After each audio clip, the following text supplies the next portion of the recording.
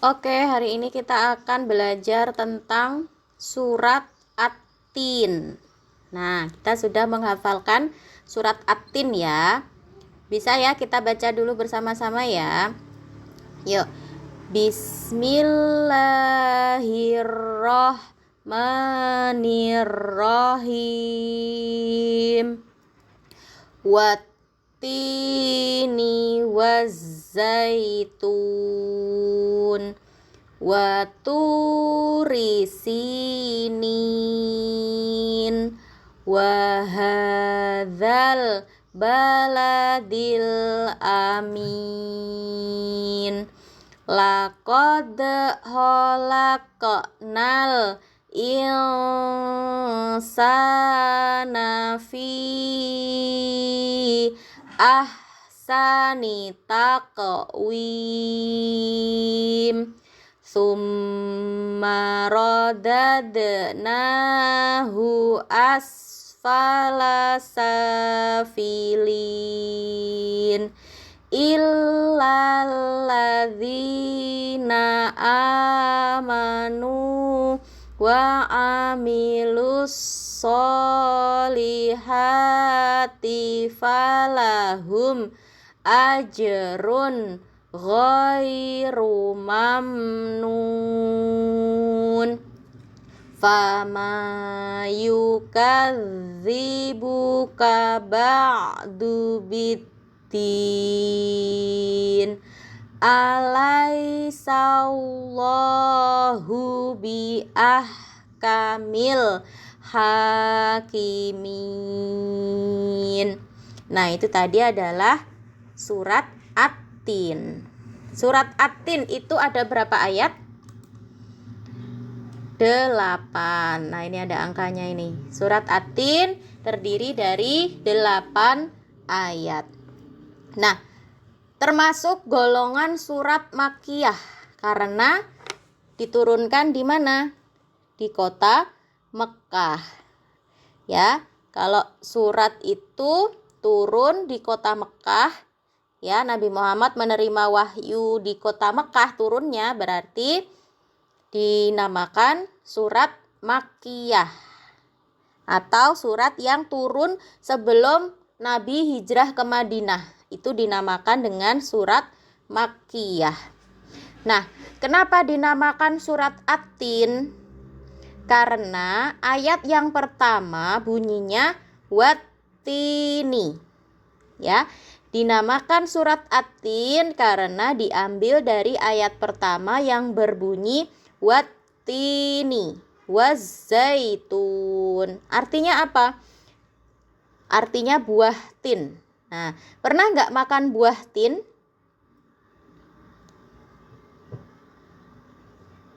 Buah tin itu buah yang biasanya tumbuhnya di negara-negara Arab.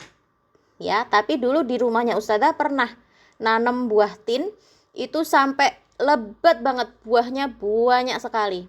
Jadi sebenarnya buah tin itu bisa hidup di Indonesia. Coba Ustazah nggak bisa menjelaskan gimana bentuknya. Pokoknya bentuknya kecil, seukuran apa ya? Seukuran apa ya? Seukuran bola. Pokoknya nggak terlalu besar, nggak sampai sebesar buah apel. Tapi nggak sekecil buah anggur, antara buah apel dan buah anggur. Tengah-tengahnya, besarnya sekira-kira segitu. Nah, itu kulit luarnya warnanya hijau, dalamnya warnanya merah. Itu bisa dimakan langsung, kulitnya juga bisa dimakan. Nah, buah tin ini adalah salah satu buah yang ada di surga.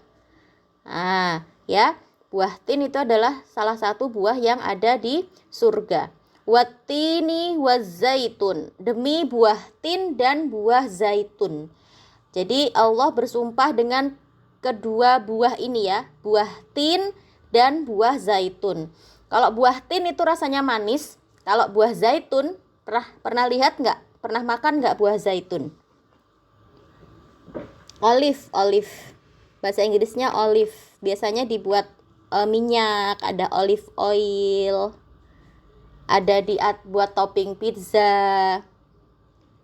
Pernah lihat? Kalau makan belum pernah. Nah, itu biasanya tumbuh banyak di negara-negara Arab.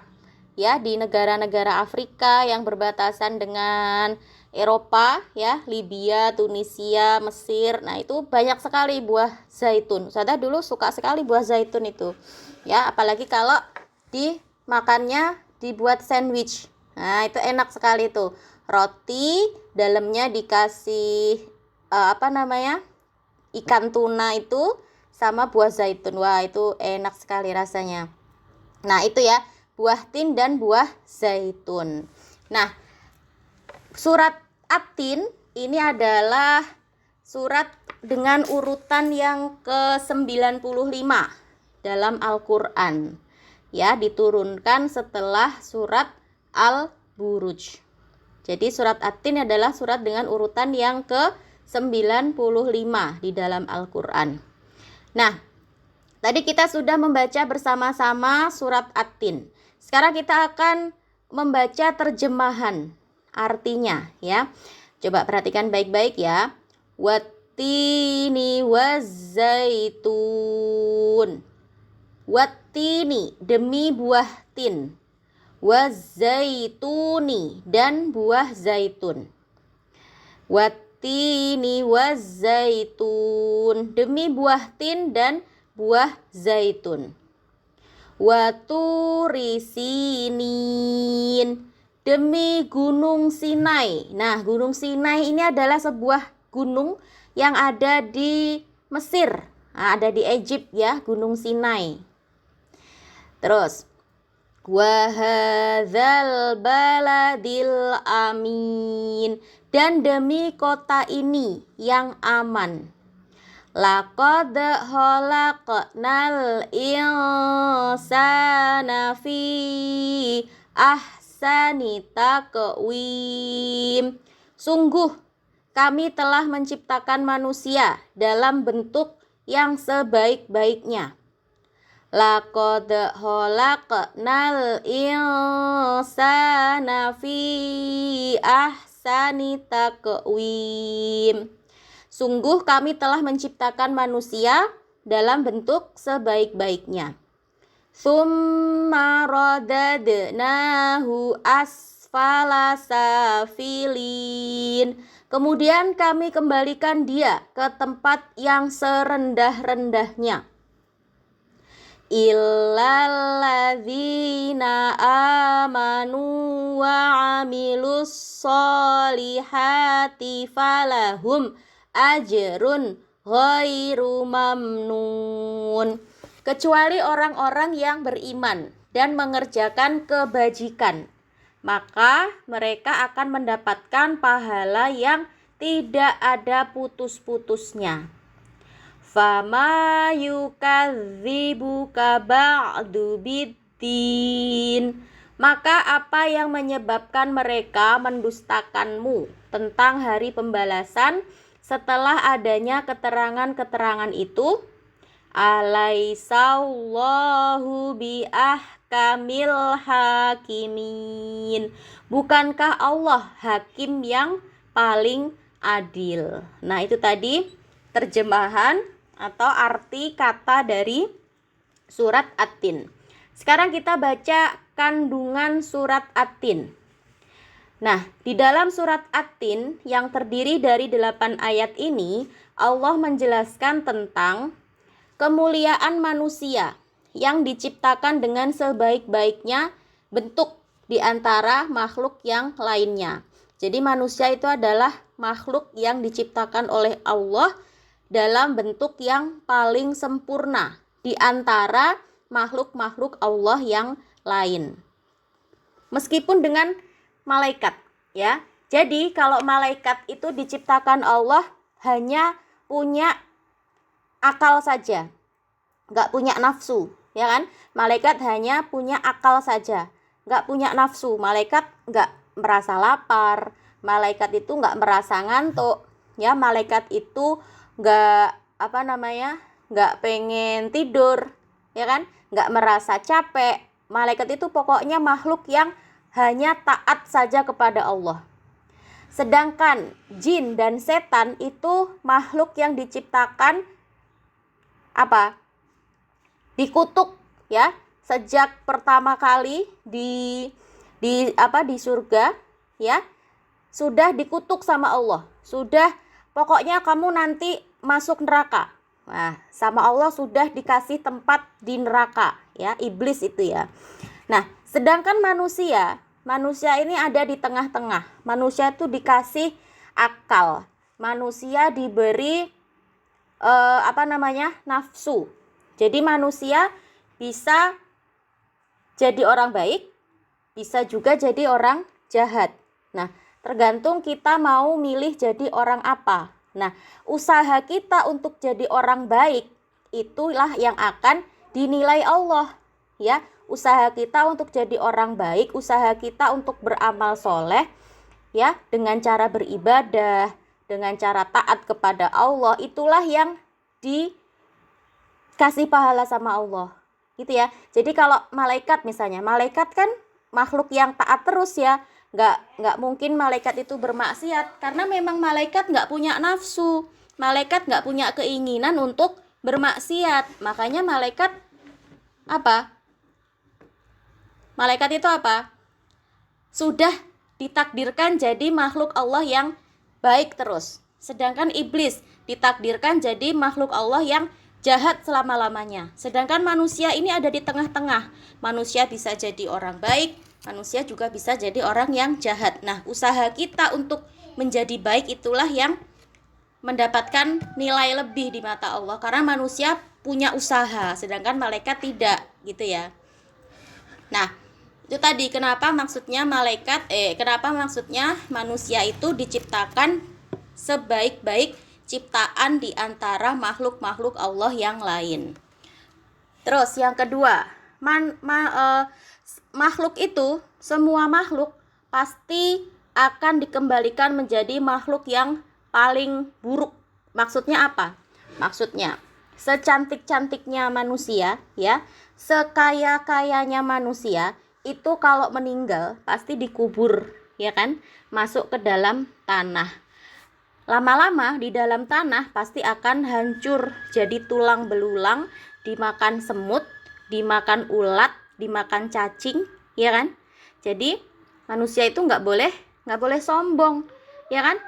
Meskipun di dunia ini kaya raya, meskipun di dunia ini cantik, ganteng, nggak ada yang menandingi, ketika dia sudah mati, masuk ke dalam tanah, sudah jadi tulang belulang.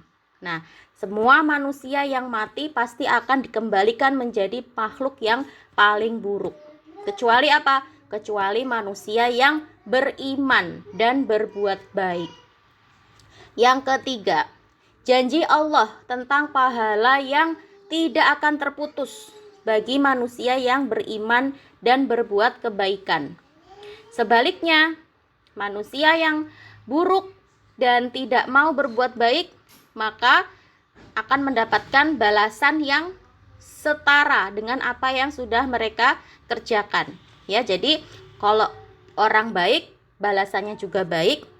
Kalau orang jahat, nanti juga balasannya juga akan kejahatan, balasannya juga akan keburukan. Gitu ya. Nah, melalui surat At-Tin ini Allah memberi peringatan tentang keadilan Allah di hari pembalasan nanti. Ya. Akan ada hari pembalasan, dan Allah itu maha adil dalam penghakiman. Kalau kita lihat sekarang banyak ketidakadilan di dunia ini, ya kan? Banyak orang-orang yang mencuri, banyak orang-orang yang korupsi, banyak orang-orang yang berbuat jahat tapi tidak dihukum misalnya. Nah, ingat saja nanti di akhirat pasti Allah yang membalas. Di hari pembalasan nanti Allah adalah hakim yang maha adil. Begitu ya. Oke, manusia itu diciptakan sempurna dan sebaik-baiknya makhluk. Nah, terlebih dengan anugerah akal yang diberikan kepada manusia, maka itu menjadi kelebihan tersendiri di antara makhluk yang lain. Nah, dengan kelebihan ini, maka seharusnya manusia bisa bertanggung jawab atas keutamaan dan kesempurnaan yang sudah diberikan Allah. Tanggung jawab itu bagaimana caranya kita bertanggung jawab? Kita harus menggunakan anugerah atau nikmat dari Allah itu untuk berbuat kebaikan, bukan malah menimbulkan kerusakan. Nah, apalagi sekarang perkembangan teknologi sudah semakin maju, ya. Jepang misalnya sudah bisa bikin robot. Ya kan? Kalau makan di restoran Jepang yang melayani robot kan? Ya enggak? Ada yang robot, ada yang manusia. Nah, Jepang sudah bisa bikin robot. Terus Amerika sudah bisa bikin mobil yang autopilot. Udah bisa nyetir sendiri, nggak ada orangnya, nggak ada supirnya, tapi mobilnya bisa jalan sendiri. Nah, teknologi sekarang sudah sangat maju. Makanya dengan ilmu yang dimiliki manusia itu, seharusnya manusia bisa bertanggung jawab menggunakan teknologi itu untuk hal-hal yang positif, sehingga apa? Bisa bermanfaat bagi diri sendiri maupun bagi orang lain. Begitu ya. Nah, sekarang rangkuman. Kita baca kesimpulannya. Surat At-Tin itu adalah termasuk golongan surat Makkiyah karena diturunkan di Mekah. Nah, dinamakan surat At-Tin karena diambil dari ayat pertama yang berbunyi Wattini, yang artinya buah tin. Dalam Al-Quran, surat At-Tin ini adalah surat dengan urutan yang ke-95. Surat At-Tin terdiri dari 8 ayat. Nah, di dalam surat At-Tin ini Allah menunjukkan manusia itu diciptakan dalam bentuk yang sebaik-baiknya di antara ciptaan Allah yang lain. Kemudian, setiap manusia itu pasti mati dan akan dikembalikan kepada asal penciptaannya. Karena manusia ini berasal dari tanah, maka setelah mati kembali menjadi tanah lagi. Mereka yang beriman dan berbuat baik dijanjikan Allah mendapatkan pahala yang tidak terputus. Sementara itu, manusia yang berbuat buruk dan tidak mau berbuat kebaikan, maka akan mendapatkan balasan yang setara dengan apa yang telah mereka perbuat. Nah, surat At-Tin ini mengajarkan kita untuk selalu berbuat baik dan meninggalkan perbuatan buruk. Karena pada akhirnya ada Allah yang Maha Adil yang akan memberikan balasan atas segala perbuatan. Nah, itu tadi sudah selesai pembahasan kita tentang surat At-Tin.